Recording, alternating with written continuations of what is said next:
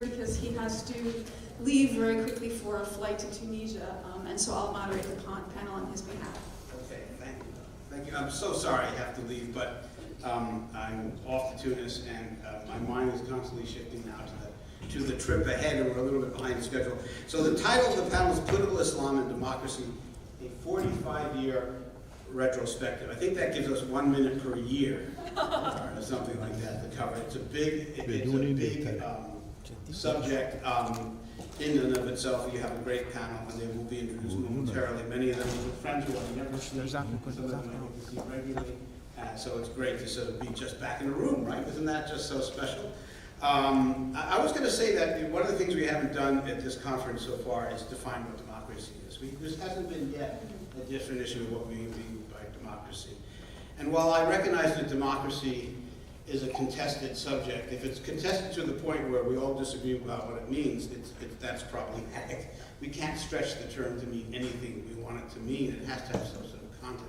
So I'm going to put out there a definition or a way to think about democracy. It's not my own. I stole it from a man named Philip Schmitter, but I think it's very useful.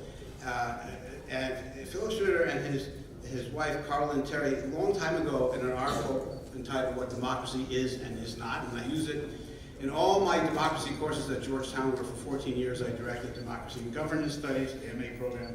I almost always start with that one piece. And the basic argument of that piece is democracy is a system of institutions, norms, rules, values, laws, constitutions that basically prevent the political exclusion of any group that agrees to practice politics peacefully.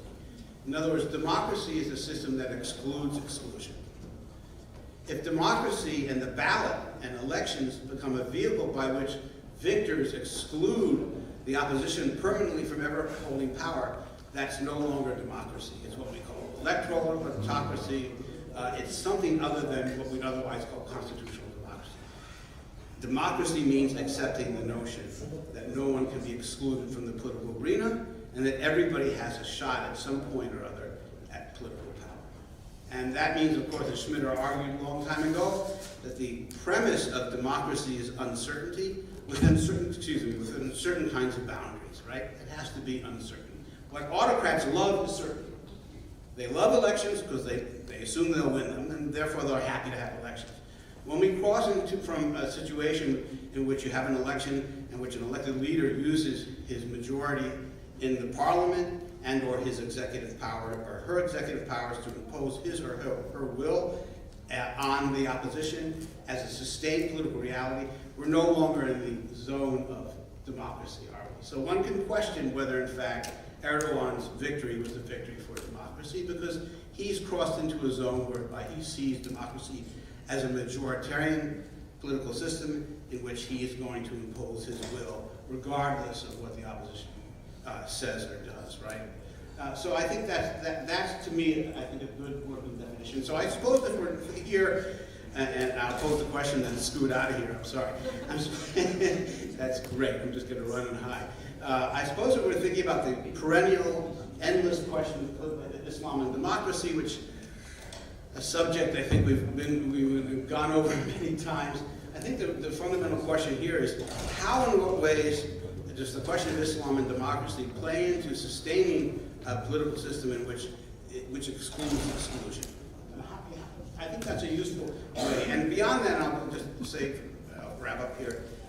And I published a piece a long time ago in which I said Islam is not the question and not the solution. And you may be familiar with it. It's part of the equation, but it's not the question, it's not the solution. The bigger question is, where does Islam, and particularly the Middle East, fit in over struggles for identity? Identity struggles, which autocrats have instrumentalized, have used in ways that are designed to hold them in power. And how do you go from that sort of manipulation of identity struggles, which autocrats are quite adept at doing, and they always have in that sense constituencies? I think it's important to keep that in mind. How do we go from that sort of game, which is really a kind of mafioso game, how do we go from that kind of game to a democratic game in which you sort of rewrite the rules so you can't exclude via democracy? And the question would be, therefore, how do these sort of identity struggles which include but are not reduced to Islam or Islamism. How do those identity struggles fit in? So how about that for a topic? We can, I think, if you have a good 3 or 4 hours, I think we'd have that discussion. But thank you very much. I'm so sorry I can't hang around, but I got to get on that plane and I got to read this New Yorker piece as well. Thank you very much. I'm going to Tunis, yes. And I better come back from Tunis. That's fine.